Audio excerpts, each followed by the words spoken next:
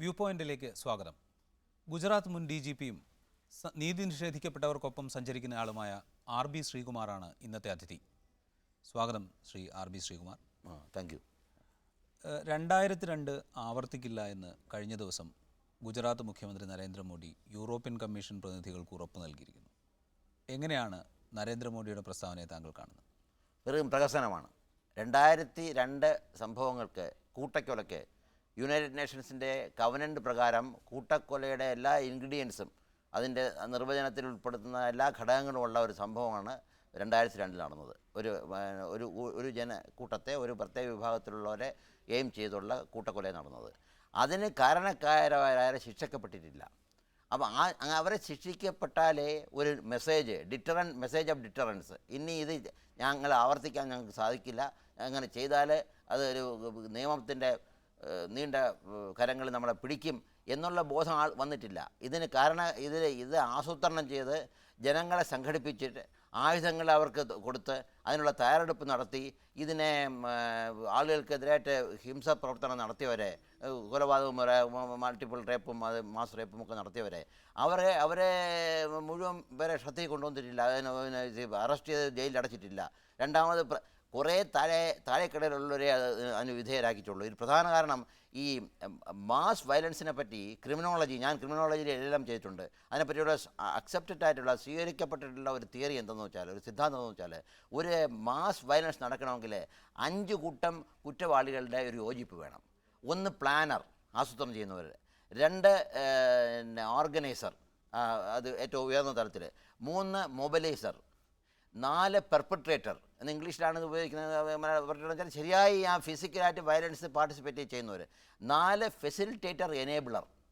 ഇതിൽ ഒരു ജഡ്ജ്മെൻറ്റിൽ മാത്രം പെർപെട്രേറ്ററെ കൂടാതെ ഓർഗനൈസറിലെ ഒരാളെയും ഈ മൊബിലൈസറിലെ ഒരാളെയും ശിക്ഷിക്കപ്പെട്ടിട്ടുണ്ട്. അത് നമ്മുടെ ഒരു സക്സസ് ആണ്. ഇതിലെ ശിക്ഷകൾ ധാരണ 105 പേരെ നമ്മുടെ 6 കേസ് നരോദ പാർട്ടി.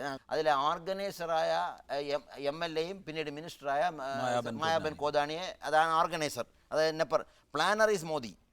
ഈ മൂന്നാമത് ground level mobiliser of the perpetrators, violent ക്രിമിനൽസിനെ, അതാണ് ബാബു ബജ്രംഗി. അയാൾ തന്നെ പറയുന്നുണ്ട്, ഞാൻ ഓർഗനൈസ് ചെയ്തു, ഞാൻ വടിവാള് കൈ കൊടുത്തു, ഞാൻ തോക്ക് കൈ കൊടുത്തു എന്നൊക്കെ പറയുന്നുണ്ട്. അപ്പം നേരെ മറിച്ച് പോലീസുകാരിൽ ഒരാളെ പോലും ശിക്ഷിക്കപ്പെട്ടിട്ടില്ല. അവർക്കൊരു ഡിപ്പാർട്ട്മെൻ്റൽ ആക്ഷനായിട്ട് ഒരു മെമ്മോ പോലും കൊടുത്തിട്ടില്ല. അപ്പോൾ പോലീസുകാർ പറയുന്നു, ഗവൺമെൻറ്റിനെ സഹായിക്കുന്നുള്ള നിലപാടെടുത്താൽ, നമ്മുടെ നിക്ഷിപ്തമായ ചുമതലകൾക്ക് വിരുദ്ധമായി പ്രവർത്തിച്ചാൽ, കോൺസ്റ്റിറ്റ്യൂഷൻ്റെ മൂല്യങ്ങൾക്കെതിരായി പ്രവർത്തിച്ചാൽ, CRPC ചെയ്യേണ്ട ഡ്യൂട്ടി എഴുതി വെച്ചിട്ടുണ്ട്, അതിനെതിരായി പ്രവർത്തിച്ചാൽ ഒന്നും സംഭവിക്കില്ല. പോലീസുകാരുടെ പങ്കാളിത്തത്തെക്കുറിച്ച് നിരവധി വാർത്തകളും നിരവധി അന്വേഷണ റിപ്പോർട്ടുകളും പുറത്തു വന്നിട്ടുണ്ട്.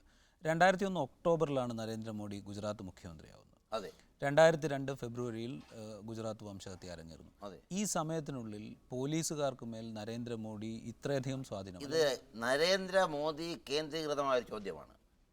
പോലീസ് സംവിധാനത്തിൽ വലിയൊരു മൂല്യത്തകർച്ചയാണ്. അത് വർഷങ്ങളോളം ഉണ്ടായിരിക്കുകയാണ്. പഴയവരുള്ള മൂല്യവിശ്വാസങ്ങളില്ല. IPS IAS ഓഫീസേഴ്സിൻ്റെ ഇടയിൽ പോലും ഇല്ല. അതിൻ്റെ ഫലമായിട്ട് 1995 കേശുഭായ് പട്ടേലിൻ്റെ പൂർണ്ണ ഭൂരിപക്ഷത്തോടെ BJP വന്നതിന് ശേഷം ഒരു കാവ്യവൽക്കരണവും ഒരു വർഗീയവൽക്കരണവും എല്ലാ ഡിപ്പാർട്ട്മെൻറ്റിലും നടന്നു. ഗുജറാത്തിനെ പറ്റി, പോലീസിനെ പറ്റി ഒരു തെറ്റായ ധാരണയുണ്ട്. ഈ റൈറ്റ്സ് നടന്നപ്പോൾ ഗുജറാത്തിലെ അഡ്മിനിസ്ട്രേറ്റീവ് യൂണിറ്റ്സ് ആയിട്ട് പോലീസ് യൂണിറ്റ്സ് എന്ന് പറയുന്നത് റവന്യൂ യൂണിറ്റ്സുമായിട്ട് ബന്ധമില്ല അതിൽ.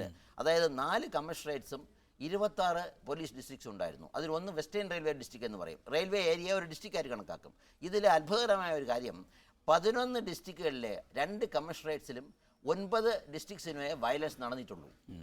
ബാക്കിയുള്ളവരൊന്നും കോപ്പറേറ്റ് ചെയ്തിട്ടില്ല. അവർ സ്റ്റാൻഡേർഡ് ഓപ്പറേറ്റിംഗ് പ്രൊസീജിയർ, നിയമത്തിൽ നിക്ഷിപ്തമായിട്ടുള്ള അവർ അധികാരം ഉപയോഗിച്ച് ഈ നടപ്പാക്കേണ്ട നടപടികളെല്ലാം നടപ്പാക്കിയിട്ടുണ്ട്. അവരെല്ലാം വീണ്ടും മോഡി ഉപദ്രവിക്കുകയാണ് ചെയ്തത്. അപ്പോൾ ഇത് എല്ലാവരുടെയും ഗ്രിപ്പിൽ വന്നില്ല. പ്രത്യേകിച്ച് അഹമ്മദാബാദ് സിറ്റി കമ്മീഷണർ 27-ാം തീയതി മീറ്റിങ്ങിൽ അവിടെ പങ്കെടുത്ത ആളാണ്. ആദ്യമായി അദ്ദേഹം പാണ്ഡെ. അപ്പോൾ അവിടെയാണ് ഏറ്റവും കൂടുതൽ കൊലപാതകം നടന്നത്. പാണ്ഡെയെ പറ്റിയുള്ള ഞാൻ ഈ എവിഡൻസ് പരോക്ഷമായി കൊടുത്തിട്ടുണ്ട്. കാരണം എനിക്ക് ആ എവിഡൻസ് തന്നയാൾ പിന്നെ അത് ബാക്ക് ഔട്ട് ചെയ്ത് കഴിഞ്ഞു. അന്ന് 27-ാം തീയതി സംഭവം നടന്നതിന് ശേഷം 12 മണിയുടെ പാണ്ഡെ മീറ്റിംഗ് വിളിച്ചു. സാധാരണഗതിയിൽ ഇത് കമ്മ്യൂണൽ റൈറ്റ്സ് സ്കീം എന്നൊരു സ്കീം എഴുതി വെച്ചിട്ടുണ്ട്.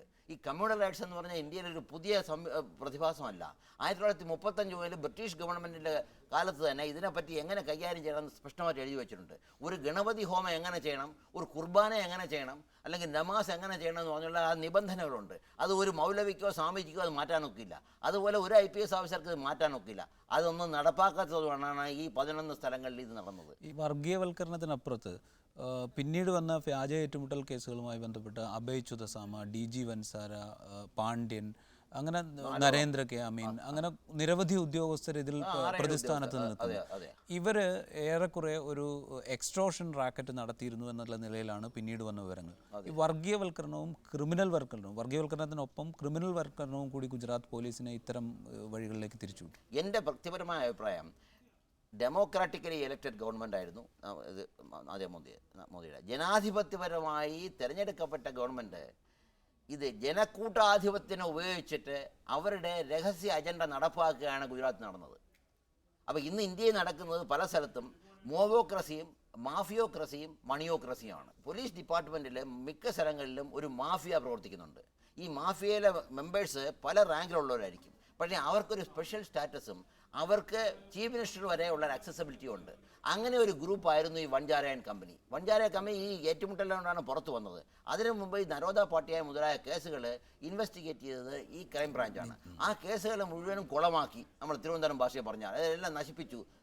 അതെല്ലാം നരോദ പാട്ടിയയിലെ 2000 പേജ് വരുന്ന ഒരു ബ്രാഹ്മൺ ജഡ്ജ്, ഇപ്പോൾ ഈ കമ്മ്യൂണലിസത്തിനെ പറ്റി പറയുമ്പോൾ ഹിന്ദുക്കൾ അങ്ങനെയല്ല, വളരെ കുറേ നല്ല ആളുകളാണ് ഇത് കൊണ്ടുവന്നിട്ടുള്ളത്. ഹിന്ദുക്കൾ, അത് പ്രാക്ടീസിങ് ഹിന്ദുസാണ്. ഡോക്ടർ ജോസ്ന യാഗ്നിക്, എനിക്ക് വ്യക്തിപരമായിട്ട് അറിയാമെന്നുള്ള ലേഡിയാണ്, ഫാമിലി ആയിട്ട് അറിയാം. അവർ ഡോക്ടറേറ്റാണ്. ഇവിടുത്തെ ആഡ്യറ്റ് ബ്രാഹ്മണൻ എന്ന് പറയുന്ന നമ്മുടെ ആൾവാഞ്ചേരി തമ്പ്രാക്കൾ ലെവലുള്ള ബ്രാഹ്മണത്തെയാണ്.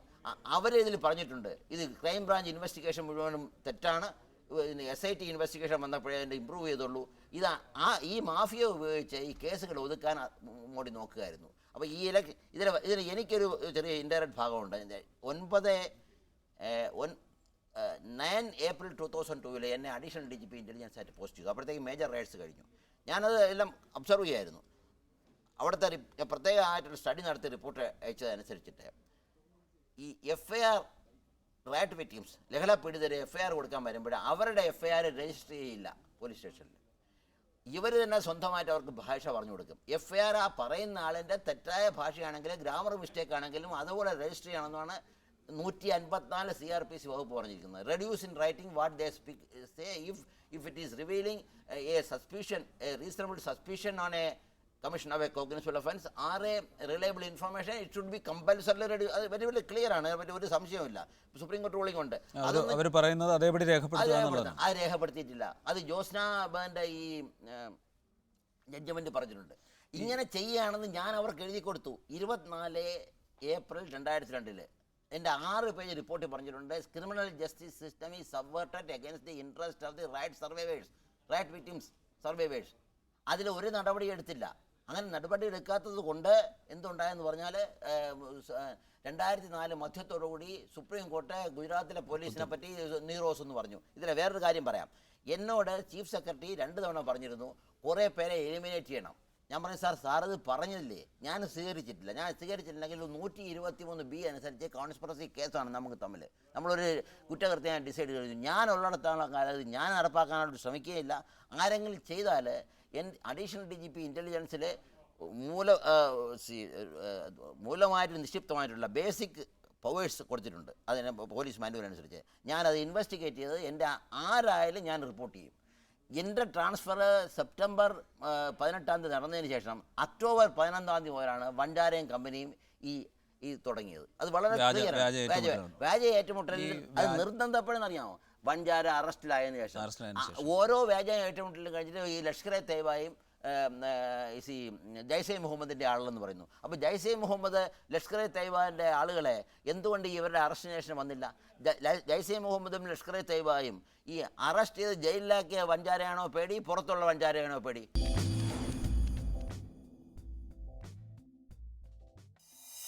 പോലീസ് ഫയറിങ്ങിൽ കൂടുതൽ ഹിന്ദുക്കൾ മരിച്ചു, രാഹുൽ ശർമ്മ അന്നേ പറഞ്ഞു, സാർ ക്ഷമിക്കണം, എൻ്റെ ബുള്ളറ്റിന് ഹിന്ദുവിനെയും മുസ്ലിമിനെയും തിരിച്ചറിയാനുള്ള കഴിവില്ല.